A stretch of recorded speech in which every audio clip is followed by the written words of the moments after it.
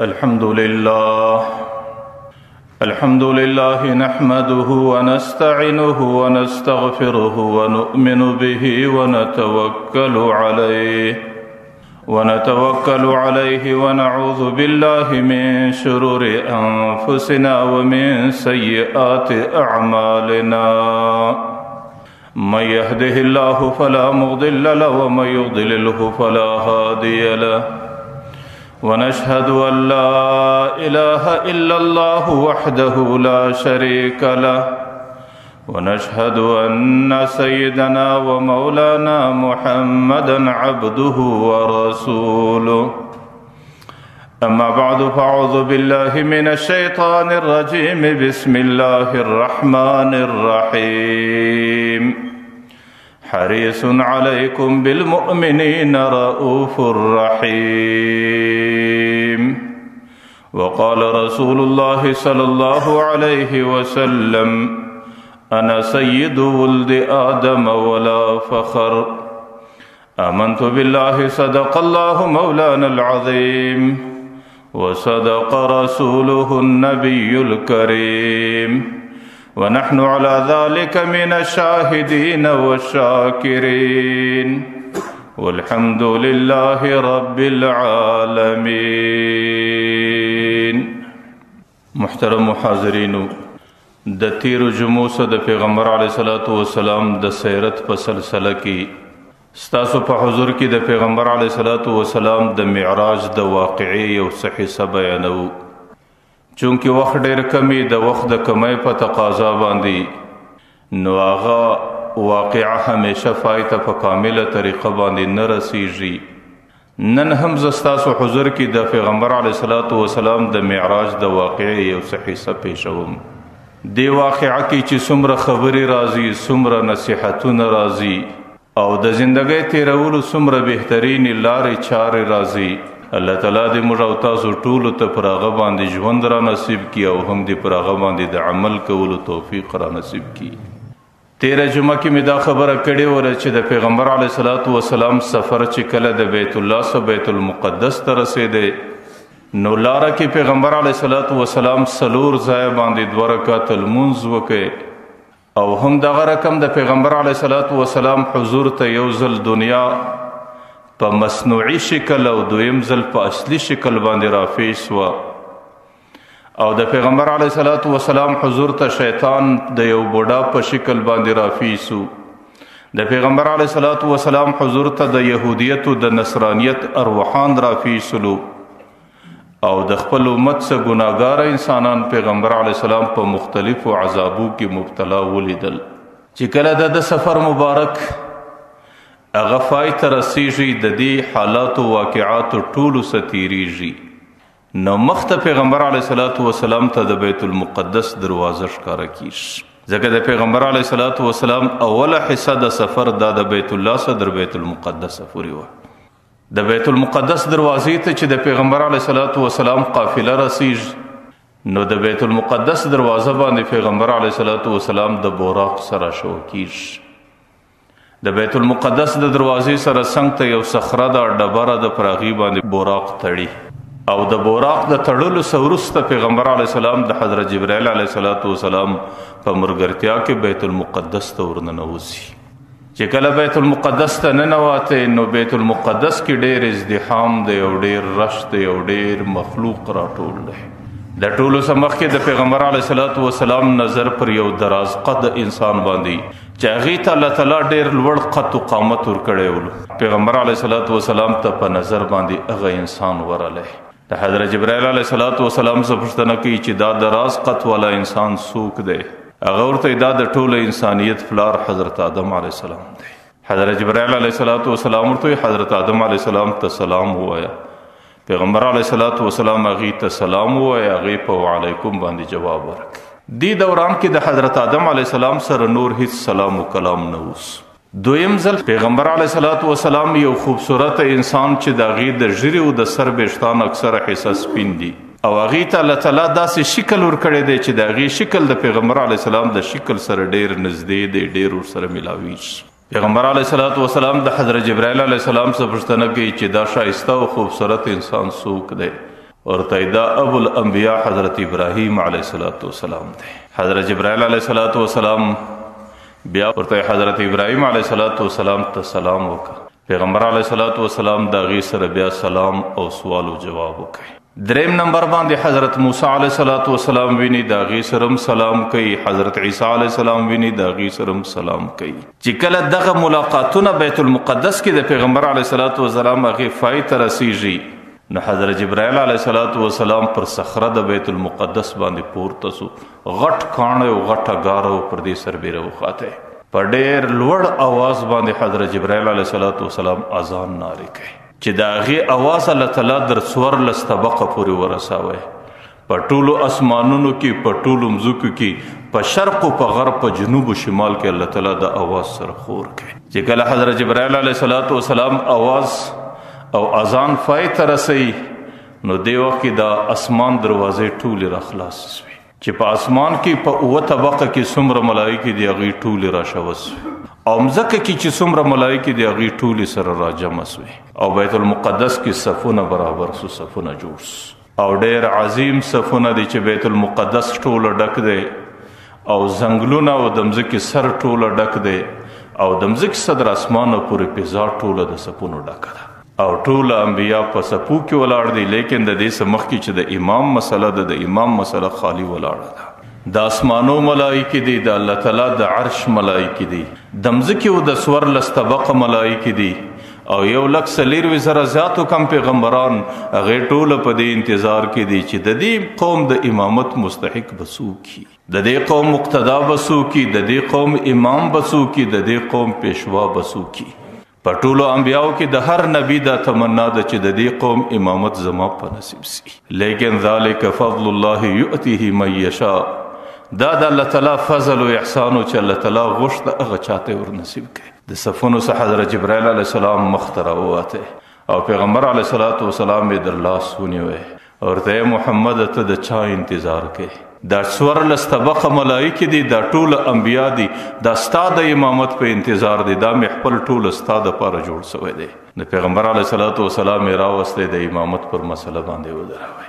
چې کله پیغمبر علیه السلام 2 رکعات لمونځ ادا کوي، د لمانځه کولو څخه وروسته حضرت جبرائیل علیه السلام په غوږ کې ورته وایي، ورته محمد دا درته معلومه سوه چې د کوم قوم امامت دې په نصیب سو؟ پیغمبر علیه السلام ورته معلومات نه راته اوس، ورته د مځکې پر مخ 1,40,000 زیاتو کم پیغمبران دي، او د اسمانو 9 طبقه ملایکې دي، او 9 طبقه د مځکې د کونې د اطرافو ټولې ملایکې دي، هغې ټولو ستا په امامت کې نن لمونځ ادا کوي، او ته د دې ټولو قوم مقتدا او پیشوا سوې.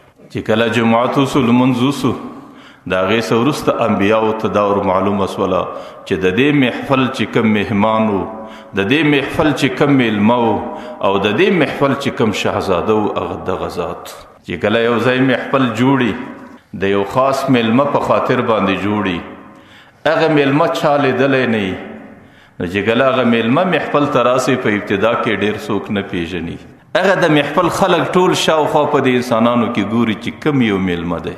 لیکن چې کله بیا د هغه میلمه نوم واخیستل سي، د هغې علامه او نشانه بیان سي، د هغې انتخاب وسي، او هغې په هغه محفل کې ښکاره سي، بیا نو ټول خلک ورباندې راټول سي، د هغې سره ملاقات کوي، او د هغې عزت او احترام کوي. چې کله جماعت وسو، لمونځ وسو 2 رکعاته، نو د انبیاو ټوله ډله پر پیغمبر علیه السلام باندې راټوله سوه، او پیغمبر علیه السلام په مابین کې دی د یو حلقې په شکل پر راټول دي. د ملاقات څخه وروسته حضرت ابراهیم علیه السلام اول خپل تحمید روان کړي، ورته زه خو د الله حمد پر دې باندې وایم چې الله تعالی زه ابراهیم خلیل جوړ کم، زه د الله حمد پر دې باندې وایم چې الله تعالی د نمرود د اور څخه ماته نجات راکړي، او زه د الله تعالی حمد پر دې باندې وایم چې الله تعالی زما په نسل کې بېشماره انبیا پیدا کو، ځکه د ابراهیم علیه السلام په نسل کې 10,000 انبیا رالو. ابراهیم علیه السلام ته د ابو الانبیا، د ټولو انبیاو د پلار لقب ورکول کېدی. د هغې څه وروسته 2م نمبر باندې حضرت موسی علیه السلام، هغه وایي زه د الله تعالی حمد پر دې باندې وایم چې الله تعالی په ټوله انسانیت کې زه کلیم جوړ کړم چې زما سره پر کوی تور باندې خبرې وکړي. زه د الله حمد پر دې باندې وایم چې الله تعالی فرعون غوندې جابر زما په وجه باندې هلاک کړي، او زه د الله تعالی حمد پر دې باندې وایم چې الله تعالی ز صاحب المعجزات کا مومات په مځکه کې ډېر ښکاره معجزات را نصیب کې او زما قوم چې بني اسرائیل او هغه د قبطیانو د فرعونیانو پر ځای باندې آباد کړل. چې کله حضرت موسی علیه السلام خپل حمد فایته ورسوي نو حضرت داود علیه السلام خپل حمد وایي چې زه د الله تعالی حمد پر دې باندې وایم چې الله تعالی ماته ډېر عظیم بادشاهت راکړي. وعلمنا منطق الطير، الله تعالی د مرغانو په ژبه باندې زه پوه کړم او زما په لاس کې الله تعالی اوسپنه د وړو غوندې نرمه کړه او د هغې سمه چې کومې زغرې ما جوړې کړې د امت د دې انسانیت دپاره تر قیامته پورې د دفاع ذریعه ده. د حضرت داود علیه السلام څخه وروسته چې حمد ادا کوي حضرت سلیمان علیه السلام ادا کوي. وایي زه د الله حمد پر دې باندې وایم چې الله تعالی ما ته ډېره عظیمه شهنشاهي راکړه.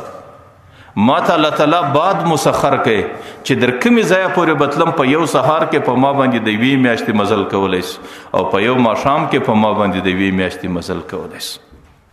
حضرت عیسی علیه السلام وایي زه د الله حمد پر دې باندې وایم چې الله تعالی خپله کلمه او خپل روح جوړ کړم او زه الله تعالی په دې مخلوقاتو کې بې پلاره انسان پیدا کړم او زما د پیدایش په خاطر الله تعالی خپل قدرت دې ټول انسانیت ته ورښکاره کړي. او زه د الله حمد پر دې باندې وایم چې الله زما په دم باندې مړي را ژوندي کړل. زه د الله حمد په دې باندې وایم چې الله زما په دم باندې مورزاده ړندو انسانانو ته شفا ورکړه، هغې ته بینایي او سترګې وله ورکړي. چې کله ټول خپل حمدونه وویل په آخر کې پیغمبر علیه السلام څه ورته وایي؟ پیغمبر علیه السلام ورته وایي الحمدلله ارسلني رحمة للعالمین. زه بیا د الله حمد پر دې باندې وایم چې الله تعالی در قیامته پورې زه رحمت وګرځو وما ارسلناک الا رحمة للعالمین. بیا ورته زه د الله حمد پر دې باندې وایم وانزل علی الفرقان فیه بیان لکل شیء. الله تعالی ما ته داسې آسماني کتاب را نصیب کړي چې په هغې کې د هر څه بیان سته در قیامته پورې به چلیږي.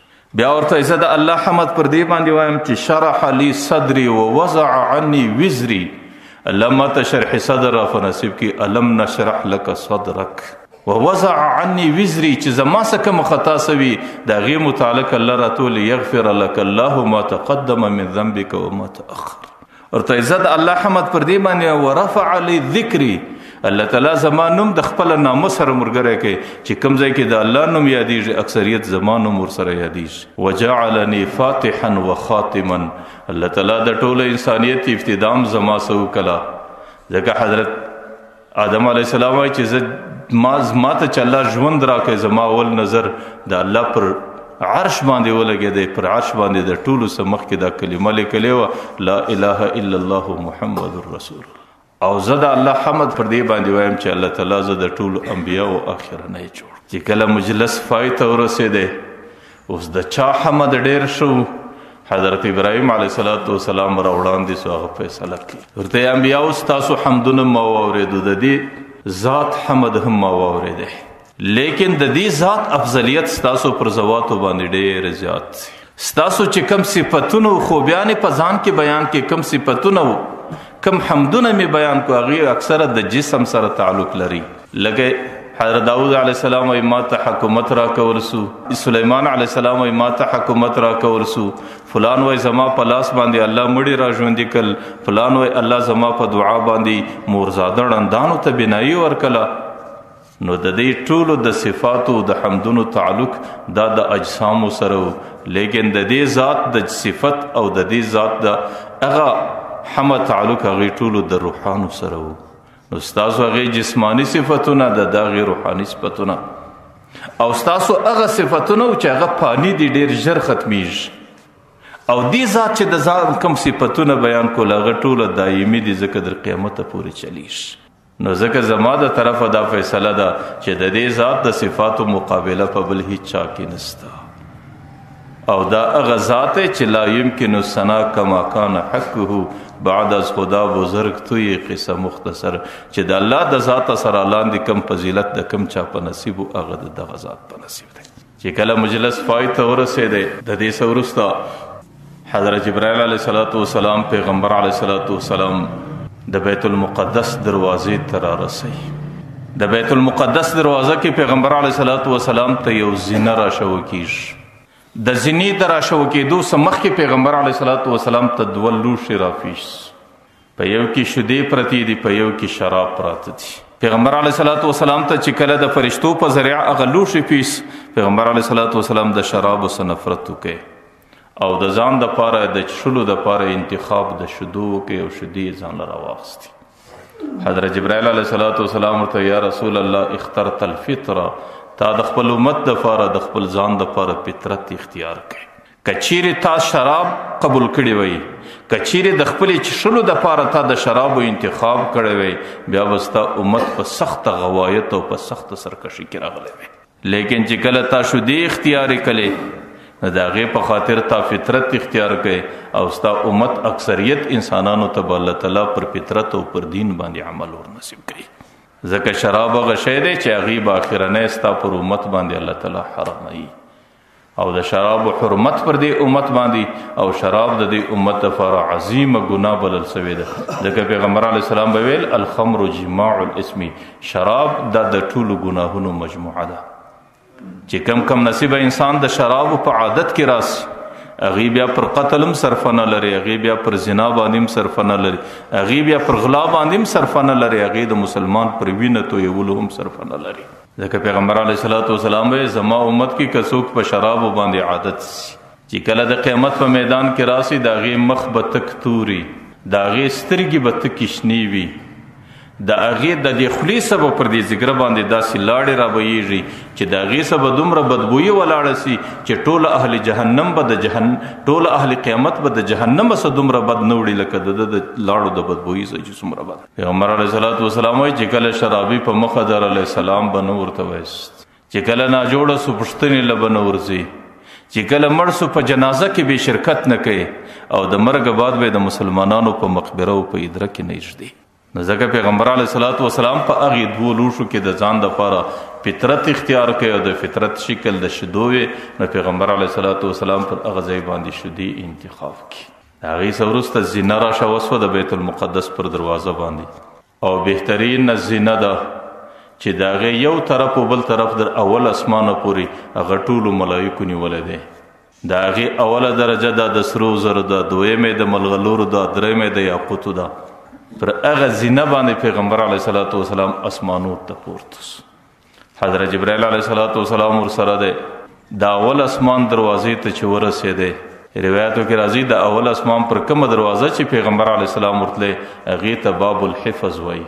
پر هغه دروازه چې کومې ملایکه مقرره وله هغې ملایکې ته اسماعیل ویل کیږي. هغه ملایکه الله تعالی داسې مخلوق جوړ کړی وله چې د هغې سرپرستی د هغې در لاس لاندې الله تعالی 80,000 ملایکې ګرځولې وې، او کومې 80,000 ملایکې چې وې د دې هرې ملایکې در لاس بیا نورې 80,000 وې، او هغه ملایکه د پیدایش څخه تر دې ورځې پورې پر دې دروازه باندې د پیغمبر علیه الصلاۃ والسلام په انتظار وه چې ورځ به یو ذات راځي او پر دې دروازه به پورته کېږي، زه به د هغې دیدار کوم. چې کله باب الحفظ ته پیغمبر علیه الصلاۃ والسلام ورسېدی نو حضرت جبرائیل علیه الصلاۃ والسلام هغه دروازه وټکوله. چې ویې ټکوله هغه ملایکه پوښتنه کوي چې څوک یې؟ حضرت جبرائیل علیه الصلاۃ والسلام د ځان تعارف کوي چې جبرائیل یم. هغه دویمه پوښتنه ځین کوي چې من معک، څوک در سره دی؟ نو هغه ورته وایي چې محمد عربي قریشي هاشمي مدني صلی الله علیه وسلم را سره دی، او هغه څوک را سره دی چې نن اسمانونه ټول د د استقبال دپاره ښایسته دي، هغه څوک را سره دی چې الله تعالی د ټولو انبیاو د ټولو رسولانو سردار ګرځولی دی. هغه ملایکې د اسمان دروازه خلاصه که پیغمبر علیه السلام ورننوتې. هغه ملایکې د پیغمبر علیه الصلاۃ والسلام ډېر قدر وکړي او ډېر احترام او په ډېر عزت سره پیغمبر علیه الصلاۃ والسلام پر هغه ځای پر یو مسند باندې کښېنوی چې د دې په تصرف کې څومره د اول اسمان ملایکې وې هغې ټولې د پیغمبر علیه السلام ملاقات ته راطلب کړي، چې هغه ټولو ملایکو د پیغمبر علیه الصلاۃ والسلام ملاقات وکړي. د هغې څه وروسته پیغمبر علیه الصلاۃ والسلام د اول اسمان سیر کوي. اول اسمان باندې پیغمبر علیه السلام څه ولیدل؟ که ګوري یو دراز قد والا انسان ناست دی، هغې ته الله تعالی ډېر حسن او جمال ورکړی دی. د هغې راسته لاسته یو څه خصمانان دي چې هغه ډېر روحاني شکل لري، او د هغې چپه لاسته یو څه تور خصمانان دي چې هغې د تورو میږیانو او د تورو خصمانانو شکل لري. د هغې راسته لاسته یوه دروازه خلاصه ده چې د هغې څخه ډېره زیاته خوشبویي راځي، د هغې چپه لاس ته بله دروازه خلاصه ده چې د هغې څخه ډېره سخته بدبویي راځي. هغه ذات چې دې دروازې ته وګوري نو د هغې زړه رنګ باندې د خوشحالۍ اثار او چې دې دروازې ته وګوري هغې په ژړا باندې اخته سي. پیغمبر علیه الصلاة والسلام چې پر اول اسمان باندې دا خبره ولیدله دستي د حضرت جبرائیل علیه الصلاة والسلام څخه پوښتنه کوي ای جبرائیل دا څوک دی او دا څنګه دروازه ده او چې دې دروازې ته دی وګوري په خندا سي چې دې بلې دروازې ته وګوري په ژړا سي. ورته د دې په حقیقت او په حکمت باندې مې پوه. حضرت جبرائیل علیه الصلاة والسلام ورته دا د ټول انسانیت پلار حضرت آدم علیه السلام دی.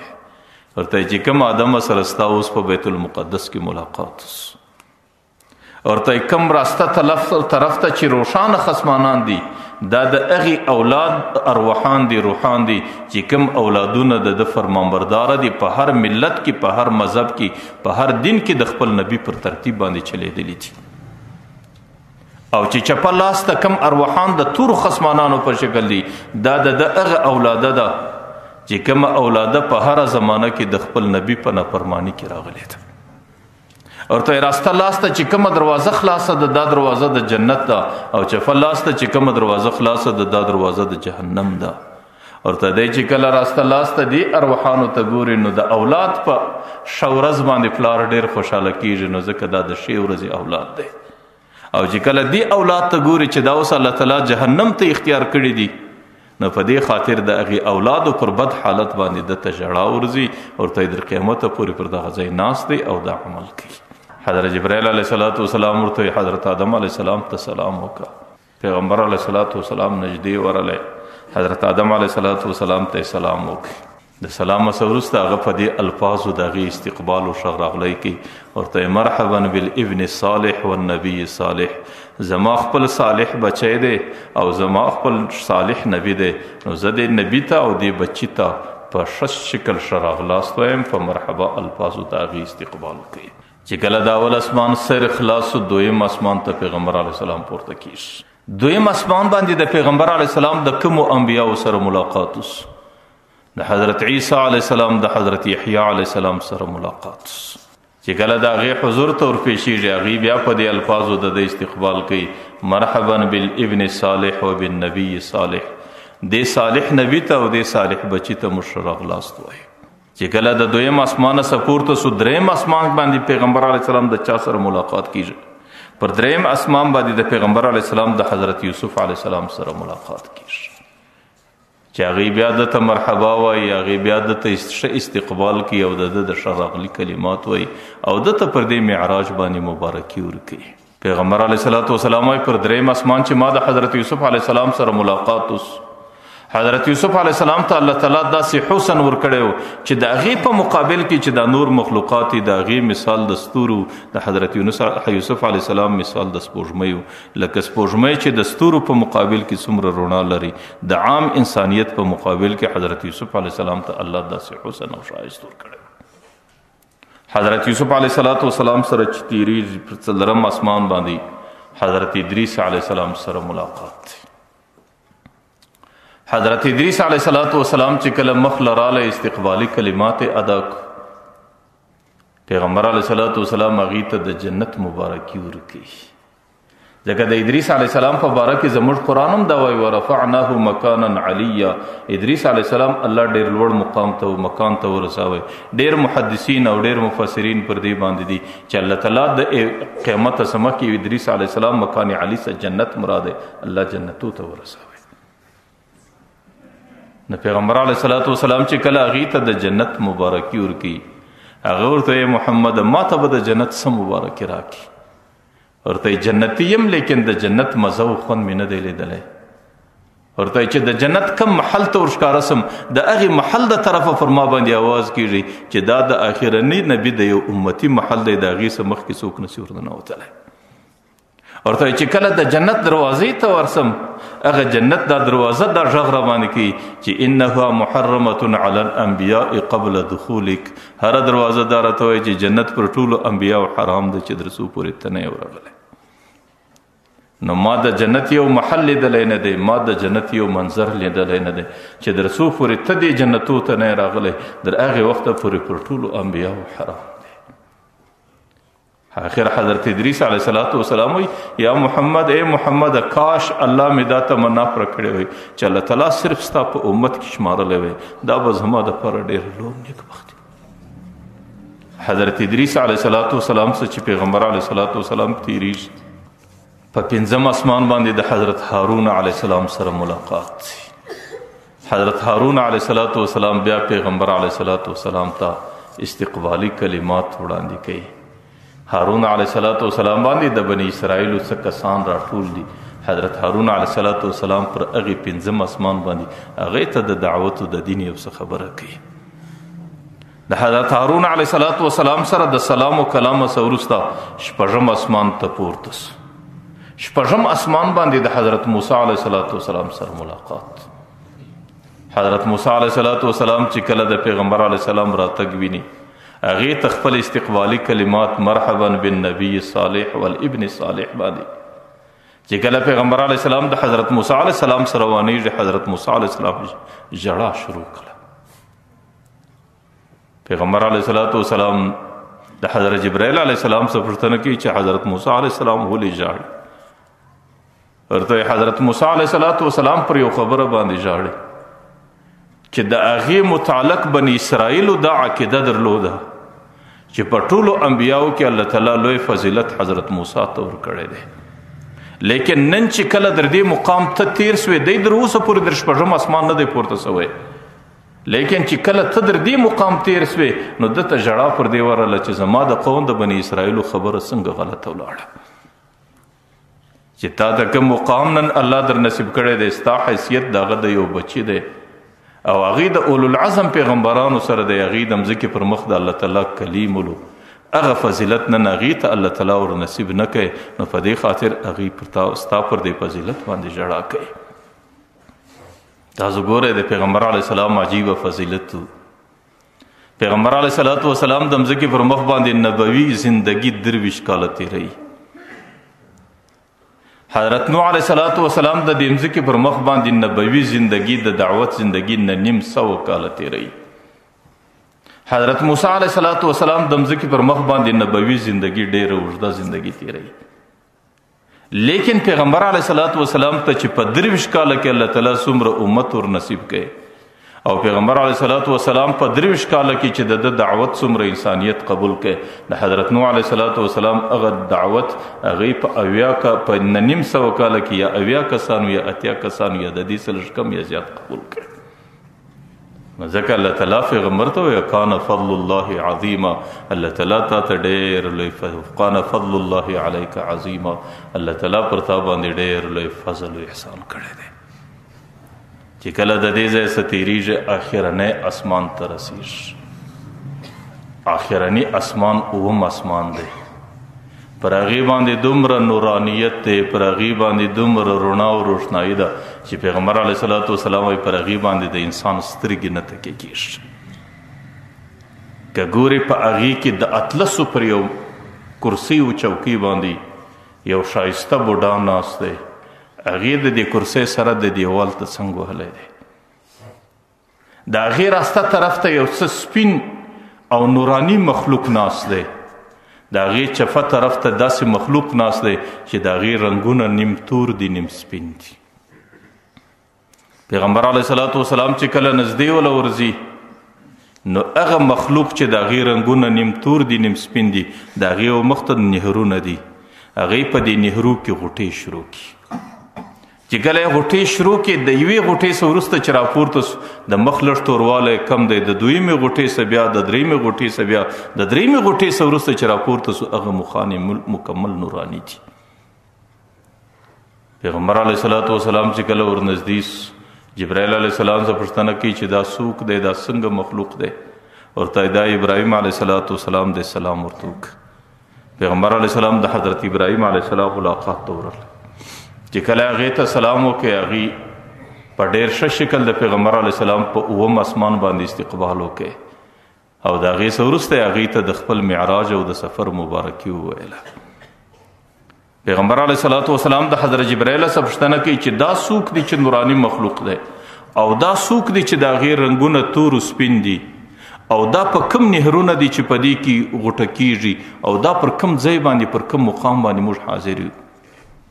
نو حضرت جبرائیل علیه السلام ورته دا بیت المعمور دی، دا په اسمانو کې د ملائکو مکه ده، لکه پر مځکه باندې بیت الله د انسانانو مکه ده او په اسمانو کې بیت المعمور د ملائکو مکه ده.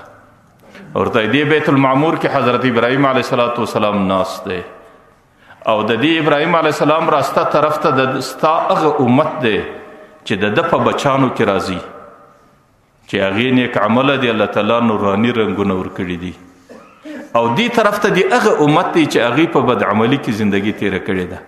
مؤمنان دي خو بدعمله دي، لیکن چې ته کله ورباندې راښکاره سوې ستا په فضیلت الله تعالی د دوی مخ ته یو د رحمت نهر جاري کوي، یو د مغفرت نهر جاري کوي.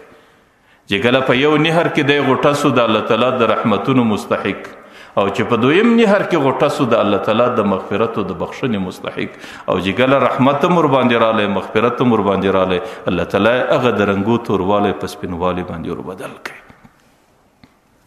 پیغمبر علیه السلام د حضرت ابراهیم علیه السلام سلام و کلام کوي.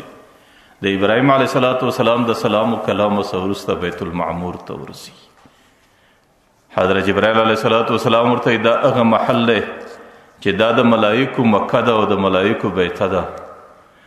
80,000 ملائکې هر سهار دی بیت الله زیارت او طواف ته راځي د بیت المعمور، او در قیامته پورې بیا هغه ملائکو ته دویم ځل نوبت او موقع نه میلاویږي. پیغمبر علیه السلام چې بیت المعمور ته راننوځي نه یو نوراني فرشته ورسره راله، هغې د مؤذن په شکل باندې اذان شروع کړي، او حضرت جبرائیل علیه السلام ورته دا هغه فرشته ده چې د ډېرې زندګۍ څخه د دې مقام لا شوقمنه وله، لیکن دې مقام ته دا نس ور رسېدی. نن ستا په توفیل و برکت، ستا د امامت په برکت الله تعالی د اذان په خاطر دا بیت المعمور ته راننیستله. د پیغمبر علیه السلام د امامت استحقاق چې د اسمانو پر سر باندې په بیت المعمور کې د هغې د امامت په خاطر الله تعالی یو نوراني فرشته د اذان د ذمهوارۍ دپاره یو ډېر نوراني ځای ته ورننه باسي. لکه د مځکې پر مخ د پیغمبر علیه السلام امام څوک و؟ حضرت بلال حبشي. لیکن د پیغمبر د امامت برکتو چې الله تعالی هغې مخلوق چې هغې په رنګ باندې تک تورو د حضرت بلال حبشي په شکل الله تعالی په دغه شپه باندې هغه په اسمانو کې د هغه ملایکې سره یو ځای کوي، د هغه ملایکې د اواز غږ او د اواز رنګ بعینه د حضرت بلال حبشي د اذان. ځکه روایتو کې راځي چې په دې شپه باندې حضرت بلال حبشي په اسمانو کې د پیغمبر علیه السلام چې جنت له ورځي ورته یا بلال انی سمعت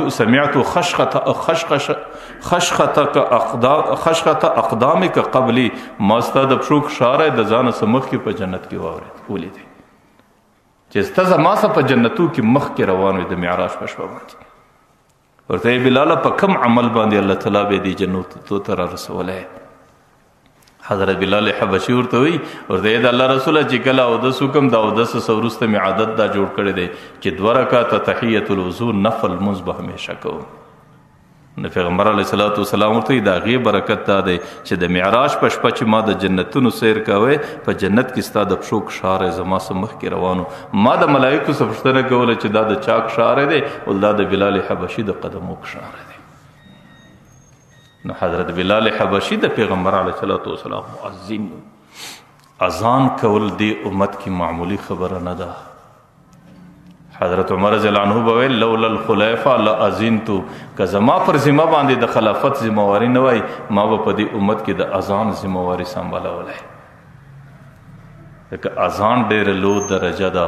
پیغمبر علیه السلام اطولهم اعناقا یوم القیامه، د قیامت په میدان کې به په ټوله انسانیت کې جګې غاړې چې ټول اهل قیامت به ننداره کوي هغه به د هغه خلکو کې چې کوم چا په دنیا کې د اذان ذمہواری سنبال کړي. مؤذنینو ته به الله تعالی ډېر چې کله به پیغمبر علیه السلام د مؤذنینو فضیلت بیانوي حضرت عمر رضی الله عنه به ویلې د الله رسوله د دې خو دا معنا چې بیا به موږ وروسته پر اذان کولو په خپل مابین کې تورې سره رااخو، یو به وایي چې اذان زه کوم بل وایي چې زه به کوم. لکه جنگ غالبا په یمامه کې د مسلمانانو مؤذن شهید سو د عربو سردارانو باره پر اذان باندې یو په خپل مابین کې تورې سر راواخیستې یو ورته ویل چې اذان زما ذمواري ده بل ورته زما ذمواري ده لیکن حضرت عمر ورته وایي چې د اذان په وجه به موږ یو د بل په مقابل کې تورې رااخ پیغمبر علیه السلام ورته وایي عمره آخره زمانه به داسې راسي زما امت به داسې حال ته ورسیږي چې اذان څومره د فضیلت والا عمل دی لیکن په معاشره کې چې کم چا انتخاب د اذان د پاره وسی د معاشره خلک باغی ته در ټولو پکښته نظر ګوري چې دا زموږ د کلی مؤذن دی دا زموږ د مسجد مؤذن دی په معاشره کې چې څومره معاش دی په معاشره کې چې څومره وظیفه ده په معاشره کې چې څومره قدر دی په معاشره کې چې څومره عزت دی دا به ټولو کې د هغه چا دا ډېر کمی چې الله تعالی د دې عظیمې وظیفې دپاره انتخاب کړی چې هغې به د جوماتو د مسجد اذان کوي ځکه اذان څه دی اذان د الله تعالی سره کلام دی چې کله مؤذن اذان کوي الله تعالی د دې هرې کلمې جواب ورکوي چې کله په بیت المقدس کې چې کله بیت المعمور کې هغه فرشته اذان کوي چې هغې کله الله اکبر نارې کې الله تعالی ورته صدق عبدي وانا الله وانا اکبر زما بنده ډیر صادق دی زه الله هم یم زه اکبر هم یم چې کله هغه فرشتې دویمه ناره وکړه چې اشهد ان لا اله الا الله نو الله تعالی دستي جواب ورکړي په هغه ځای کې او صدق عبدي اني انا الله لا اله الا وحدي زما سه بغیر بل رب نسته زما بنده ډیر صادق دی چې کله دې دا ویل چې اشهد ان محمد رسول الله هغه ورته صدق عبدي الله ورته زما بنده ډیر صادق دی محمد ما د ځان دپاره انتخاب د رسول کړی دی هغه زما رسول دی هغه ډیر رښتونی او ډیر صادق انسان دی ستاسو څه ګمان دی چې مقام بیت المعموري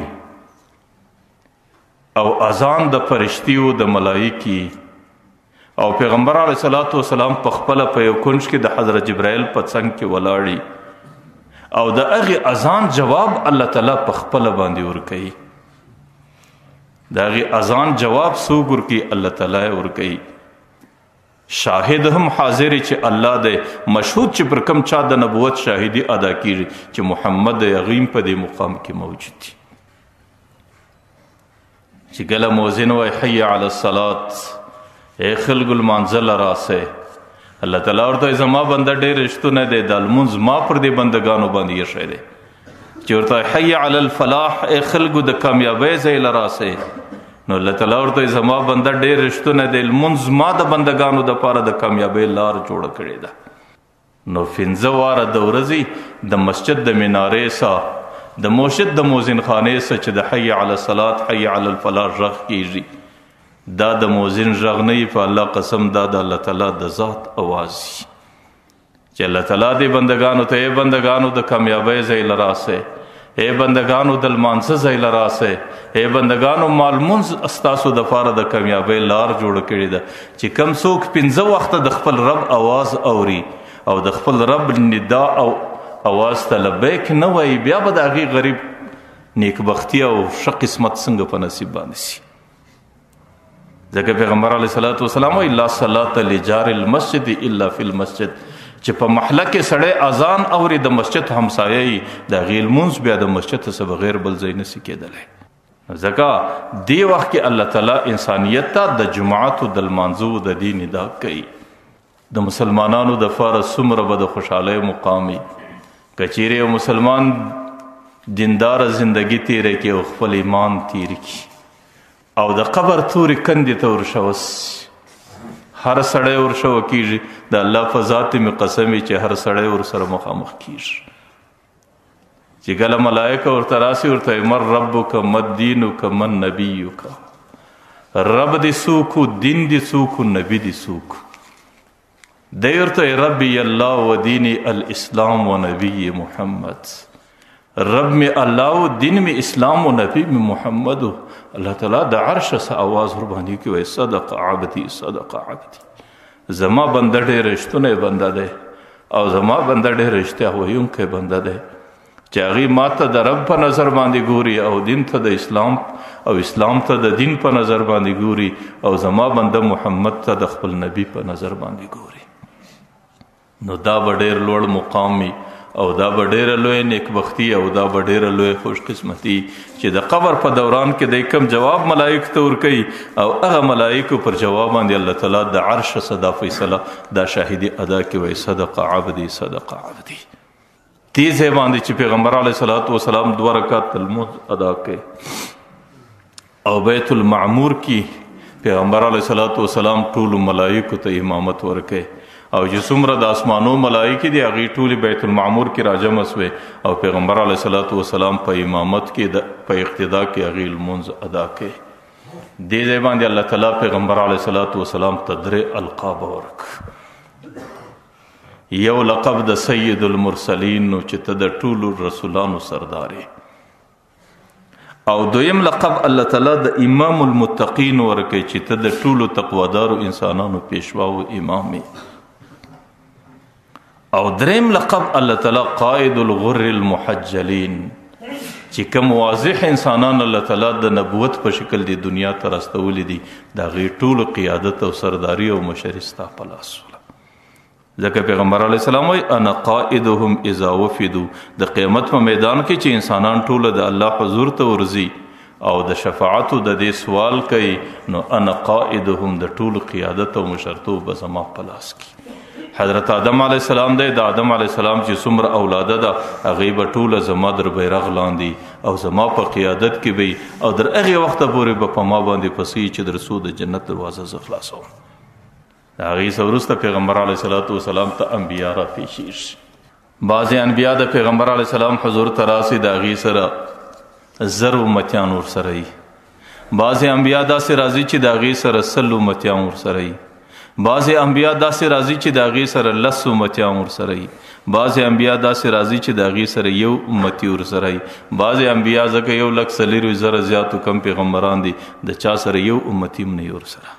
د دې مثال داسې دی لکه یو ځای چې یو بادشاه راځي نو د هغې علاقې چې څومره افسر خلک دي مشران د حکومت نو هغې خپل ماتحت عمله د هغې سره د هغې استقبال ته پیشېږي.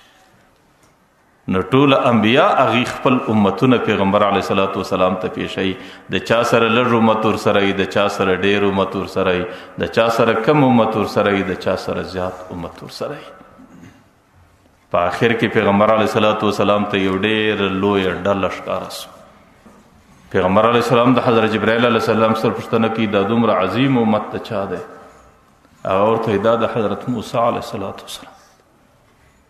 پیغمبر علیه الصلاۃ والسلام په دې زړه کې لږ رنجیده سو چې حضرت موسی علیه الصلاۃ والسلام ته الله تعالی دومره عظیم امت ورکړی دی، نه معلوم چې زما امت به دې درجې ته رسېدلی که به نه رسېدلی.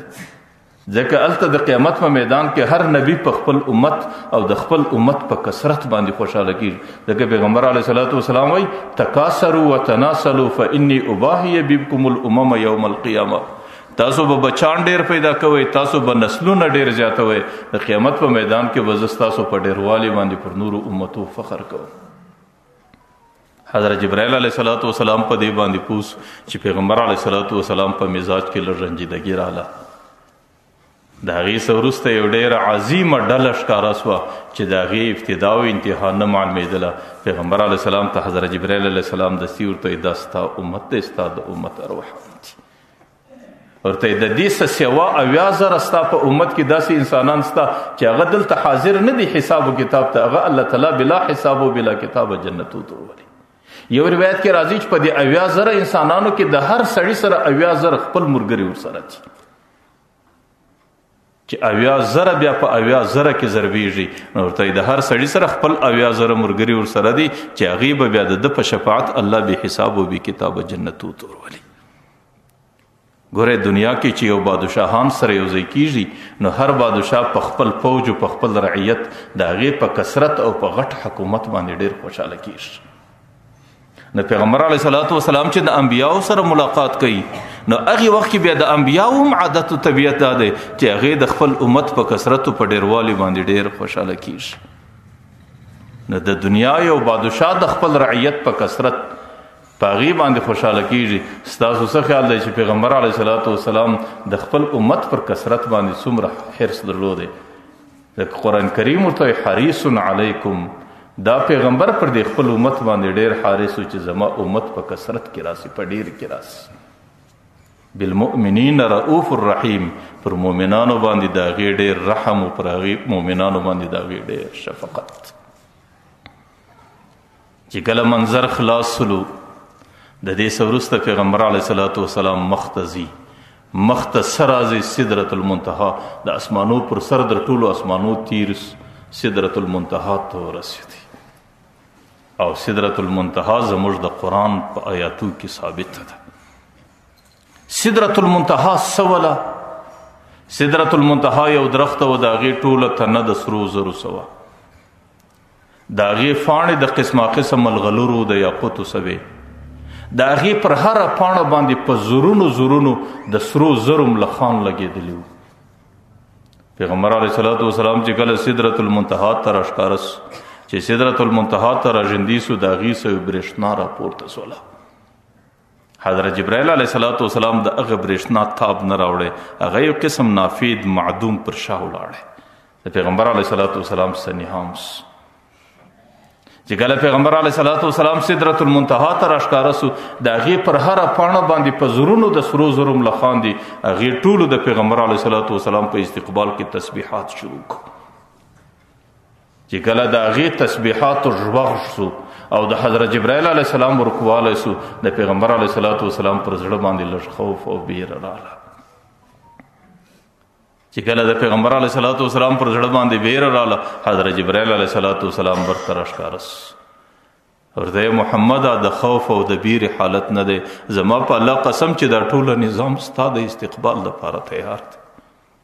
ورته دې ځای کې به ستا بیره څنګه وي؟ د ټولو څه مخکې د الله پر عرش باندې ستا نوم لیکلی دی، لا اله الا الله محمد رسول الله، او ته به اوس د الله عرش ته پورته کېږې چې کوم ځای کې نوم لیکلی هلته مسما ځان رسوي، او ته د دې نامه مسما یې، ته به اوس د الله عرش ته رسېږې. دا ستا دپاره د بیرې مقام نه دی. پیغمبر علیه صلات وسلام د حضرت جبرائیل علیه صلات وسلام سره دی چې مخ ته ورځي، نو د الله تعالی د شهنشاهۍ پرده چې الله تعالی په 80,000 حجابه کې پوشیده دی بلا کیف، دې ځای باندې هغه د فردي او د هغې هغه نظر او ننداره پیغمبر علیه السلام ته ښکاره کېږي، چې هغې ښکاره کېږي حضرت جبرائیل علیه السلام پاته سو. پیغمبر علیه صلات وسلام دستي ورته وایي، هغه فارسي کې یو بیت دی چې در دوستی مخلصیم یافتی، چرا عنان از رفاقت منتافتی. ورته یې جبرائیله زما او ستا خو ډېره ښه دوستي و، ډېر ښه سفر و، ولې را سفر شا سوې؟ هغسې ورته وایي، گر یک سر موی برتر فرم، فروغ تجلا بسوزد فرم. ورته یې محمده که یو بیشته نور پر مخ ورسم، زما وزرونه د الله تعالی حجابات ټوله سوځي، ما ته نور اجازت نشته. دې دوران کې اوله شاهي فرده د الله تعالی ښکاره سوه، ملاقات. یو فرشته راله چې یو نوراني فرشته ده، هغې د حضرت جبرائیل علیه صلات وسلام څخه پیغمبر علیه السلام تسلیم کړي، لکه یو میلمه چې یوه ډله بله ډله ته ورسپاري. په هغه حجاباتو کې روان سو. حضرت جبرائیل علیه السلام څخه آخرنۍ پوښتنه پیغمبر علیه السلام ورته کوي، ورته دا فرشته څوک ده؟ دا دې لیدلی ده؟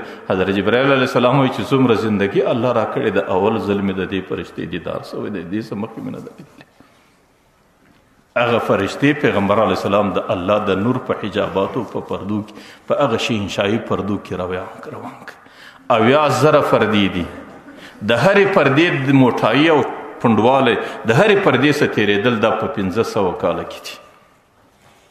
لیکن چونکې د الله تعالی دربار دی، چونکې د الله تعالی ملاقات دی، چونکې د پیغمبر علیه صلات وسلام معجزات دي، نو په دې خاطر په ډېر لږ وخت کې پیغمبر علیه صلات وسلام د دې حجاباتو څخه تیر سو.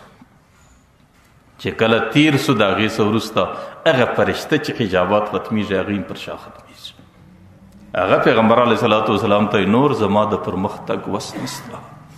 د دې څه وروسته رف رف راشوه کېږي، یو قسم کټ دی چې د هغې رڼا د دې دنیا د لمره څخه 40 چنده زیاته ده. پیغمبر علیه الصلاۃ والسلام پر رفرف باندې کښېنوي او پیغمبر علیه الصلاۃ والسلام د الله عرش ته پورته سو. نور ته دې د بیان طاقت د چا سره نسته چې د الله تعالی عرش ته پیغمبر علیه السلام څنګه ورسېدی. چې ورسېدی پیغمبر علیه السلام د الله عرش ته په سجده کې پرېوت. چې کله سجدې کې پرېوتی الله تعالی ورته ارفع رأسک یا محمد سر راپورته کړه.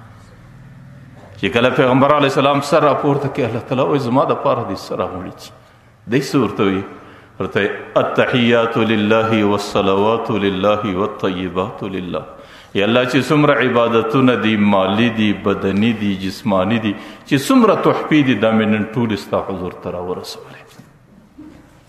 الله تعالی ورته تحفه دې ما ته منظوره کړه. الله تعالی منظوره ده الله تعالی د هغې خاصه غږ ورکړي ورته السلام علیک ایها النبی ورحمت الله. دی څه ورته وایي عجیبه پیغمبر دی دې وخت کې هم ګناهګار او امت نه ځینې هېرېږي. دی ورته السلام علینا السلام علینا وعلى عباد الله الصالحین. یا الله پر ما دې هم سلام چې زما نیک بندگان دي پر هغې دې هم ستا سلام. د دې څه وروسته د پیغمبر علیه الصلاۃ والسلام د الله تعالی سره کوم کلام اوس نو پیغمبر علیه الصلاۃ والسلام چند تمناوې ورته ښکاره کوي. ورته یا الله تا ابراهیم ته څه ورکړي زما سره به څه کوې. تا موسی ته کومه درجه ورکړې وه زما سره به څه کوې. تا موسی او عیسی ته کومه درجه ورکړې وه د هغې په عوض کې به ما ته څه راکوې. نو د الله تعالی سره چې د الله پر عرش باندې د پیغمبر علیه السلام څومره کلامات سوي دي د هغې متعلق په زندگی کې که زندگی وه پر روانه جمعه کې مذاکره کوو. الله تعالی دې د پیغمبر علیه الصلاۃ والسلام نقشه را نصیب کړي. الله تعالی دې مې د پیغمبر د برکاتو څخه محرومه نه ګرځوي. الله تعالی دې د قیامت په میدان کې د شفاعت زموږ د ټولو په نصیب کړي. الله تعالی دې مې د په معیت او ملګرتیا کې جنت الفردوس ته ورسوي. الله تعالی دې دا څو خبرې قبول کړي. واخر